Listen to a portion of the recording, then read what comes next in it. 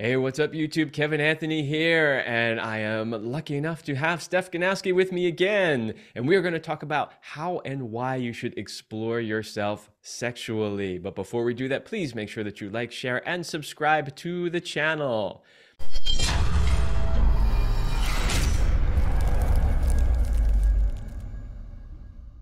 Okay, we're going to start today with the whys. So why would we want to go ahead and explore ourselves sexually? First one on the list is this is how you figure out what you like and what you don't like at a super basic level. If you haven't taken the time to explore not only yourself sexually, but your partner sexually, you're not going to know what you want. You're not going to know what they want. You're not going to know what you like, what you don't like. And then at some point, inevitably, your partner's going to say, how about we do this? And you're going to be deer in headlights going, I don't know if I like that. I don't know if I want to do that.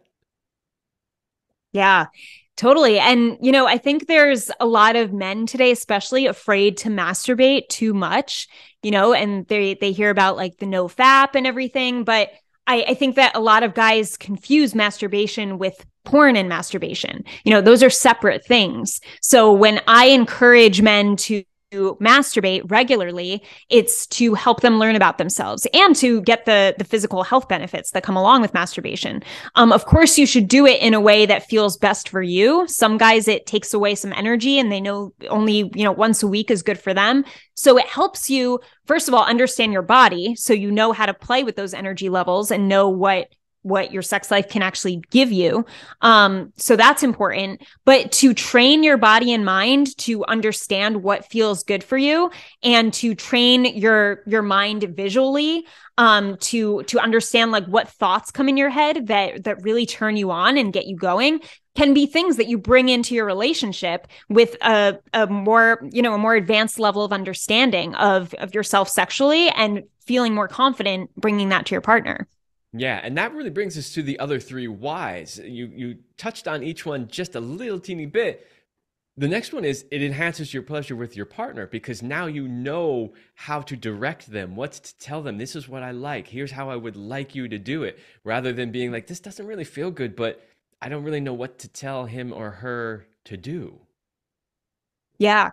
Yeah, totally. So when you understand what feels good, a lot of guys will start masturbating more slowly when they do it for actual pleasure and instead of doing it for ejaculation, right? So when I help clients like have mindful masturbation, it's like really understand what feels good for you.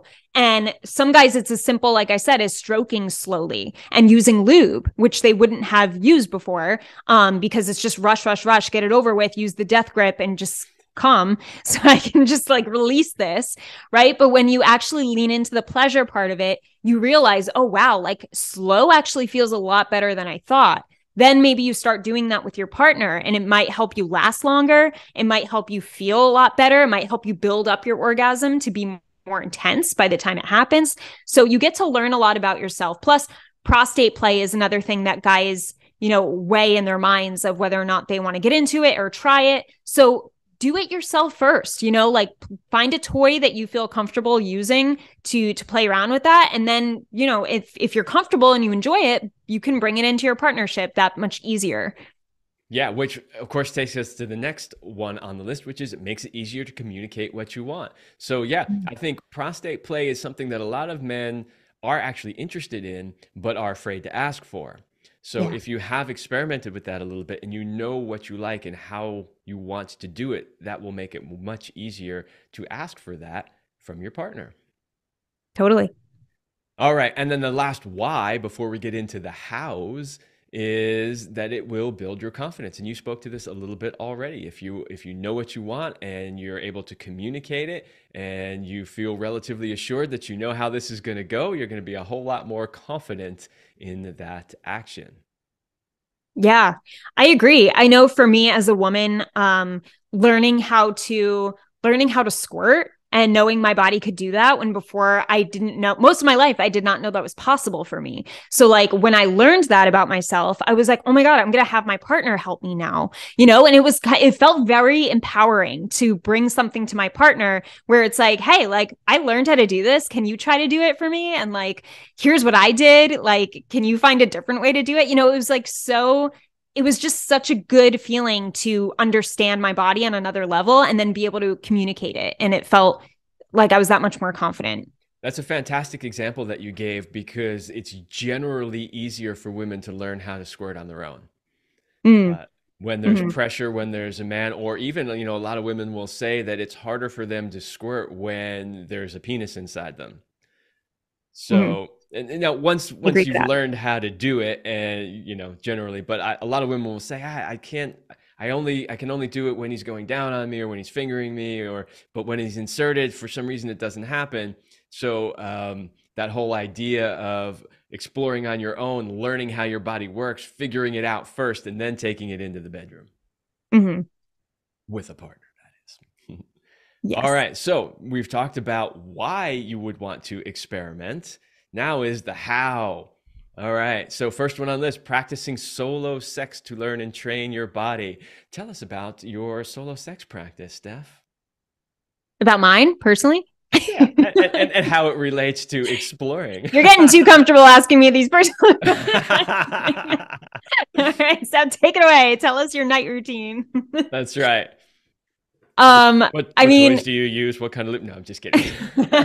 we'll leave it all in the show notes. That's right. um, yeah, I think that it's interesting because it's, my solo routine has changed over time, and I think for me, something that's really interesting is like me having solo experiences when I was in my 20s were vastly different from my 30s. Like I would just touch myself differently. Different things were more enjoyable when I was in my 20s. And there are different things that are more enjoyable in my 30s. I'm 32 now. So it's really interesting to see, like, going back to, if you keep solo sex in your life and you keep exploring your body, you'll learn that like different things start feeling good, like better than they used to, or maybe things you really thought you were into, you realize you're not that into anymore. I find that some people having sex with their partners kind of get bored, but it's not their partner's fault. It's like, you have to be responsible for your body and what you desire at this point in your life and what your body is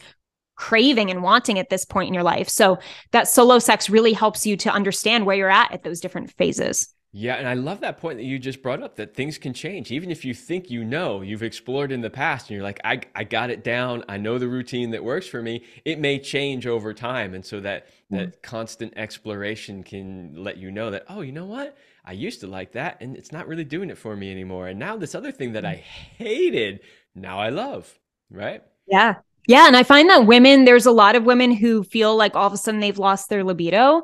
And I would challenge women who feel that way to ask yourselves, and maybe it is, you actually have lost your libido and you're still exploring, but maybe you haven't been exploring and it's been a while. And, I encourage you to explore and try some different things that maybe didn't feel great for you before, but you might want to tap into those and try them again. And that might help you to feel more, willing to try new things sexually and to actually feel that feeling come back.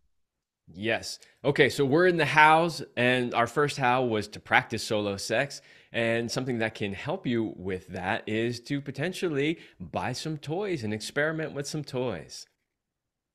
Yeah, I think toys can be super fun with a partner, but also they could be nice by yourself too. Like I have this, even if you have one of those big like vibrating wands, they can be used, on your neck, on your nipples, like different areas of the body that you can just use to help relax yourself. And I think we often believe that sex toys have to be like anal plugs and whips, but like it could be just a massage we give ourselves. It could be an oil we buy that smells really nice and we rub it on ourselves, to get us in a relaxed, sensual state. So it doesn't always have to be, for men, it can be a vibrator that you put against to feel pleasure on your prostate. Like it doesn't have to be insertion. Like it doesn't have to be something inside of you. You could take it slow. You can just use a lube and touch external parts of your body and see what feels good for you, like I said, at this stage in your life. So there's different types of toys. Lube or oil can be a toy that you use just to explore and use to play with yourself. So yeah. So, what's your favorite toy? My favorite toy, I have to say right now it's probably the flogger. Ah, I like a flogger because it could be used very gently and it could also be used to give a little like, you know, a little a little sensation whip. play. Yeah, yeah. But it can like there's so many different sensations I feel it can bring. So I like that because it fits different moods. Awesome. All right, so we've got one more on the how list, which is to experiment Wait, with. what is your favorite toy? Like, Oh, you're asking me. like why Well, am I not asking any questions? my favorite toy. My wife and I, we didn't actually use a lot of toys, only occasionally. Uh, Her favorite toy, I know if she were sitting here and you asked her that question, she would answer my cock. I know that that's exactly what she would have said. Thank you. um, but she definitely did enjoy the occasional butt plug as well. So, Mhm. and we, Nice. she also was a spokesman, an expert for a vibrator company for a little while too. So we had an arsenal of vibrators that they gave us to test out that we would Nice. incorporate into play in different ways. Did you use that on yourself too? Like as a guy, are there any toys that you would use? If I'm doing a solo practice, generally just lube would probably be the only thing that I would use along with it. Oh, actually, that's not true. As I think about it, we also were sponsored by a company called Aneros. Are you familiar with Aneros? Mm-hmm. Where they make the prostate massagers for men. Yeah. Yeah. We actually just we had one and we talked about them on the show, and somebody at Aneros heard about it and they reached out to us and they sent us a whole bunch of stuff. So yeah, I would actually say that that is a toy that I would use from time to time. Oh, cool. Nice. Thank you for sharing. You're welcome. Especially nowadays, so one of Celine's specialties was also prostate massage. And so she made it a Mm. point she's like, look, you're not getting any younger. Thank you. We need to make sure that we do prostate massage on you at least once a month. And I'm like, okay, sure. We've done multiple episodes on the podcast about prostate massage. So Oh, listeners who have cool. been listening for a long time are well aware of that. Um, but now that she's not around to do that, the only way to really do that on my own is to use something like an Aneros. So there you go. Nice. All right, last one on the list on the hows is experiment with different experiences. And really, what that comes down to is if you want to explore, you got to try stuff.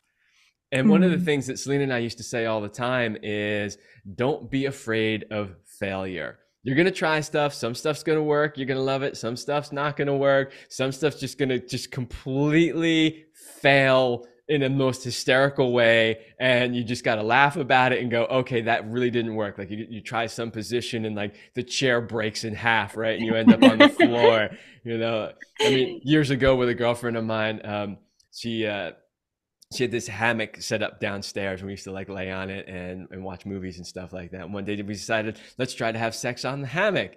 And we did. And it was great until the sex was so vigorous that it literally broke the ropes that were holding the hammock up. And we crashed Oh my about God. 3 or 4 feet down onto the concrete floor. Oh my God. Ooh, that's dangerous. Yeah, and we laughed hysterically about it. And I went, okay. I was not the one that put the hammock up because it wasn't my house. And I looked up and I said, yeah, we're going to have to re engineer that. So don't be afraid to experiment. Stuff's going to happen, but that's really how you're going to explore is through experimentation. Yeah. Yeah. And experimentation doesn't have to be crazy. If you feel like you're hardly experimenting right now and you're thinking like, sex clubs or like dungeon, like I can't even, I'm still trying to get my wife to have sex with me, like forget that stuff. Um, Kevin was saying it could be as simple as, changing a position or having sex in a hammock or having sex outside, if you've never had sex outside or on a balcony, having it in the car, like going to the movies and maybe feeling each other up, in the corner, like doing stuff that's a little, a tiny bit different than what you're doing now. Just Yeah, think a one new level up. toy. If you've never used New toys toy. before, maybe Yeah. bring in a simple toy. There's lots of ways that you can experiment. And, you can start small and work up to bigger things, or you can even just stay small. The point is that you're doing something different. You're trying Yeah, something that you've never done before, and you're figuring out the things that you like and you don't like. exactly. All right, well, there you go. If you weren't already exploring yourself sexually, now you know why you should, and you've got some ideas on how to do it. So I suggest that you do it tonight.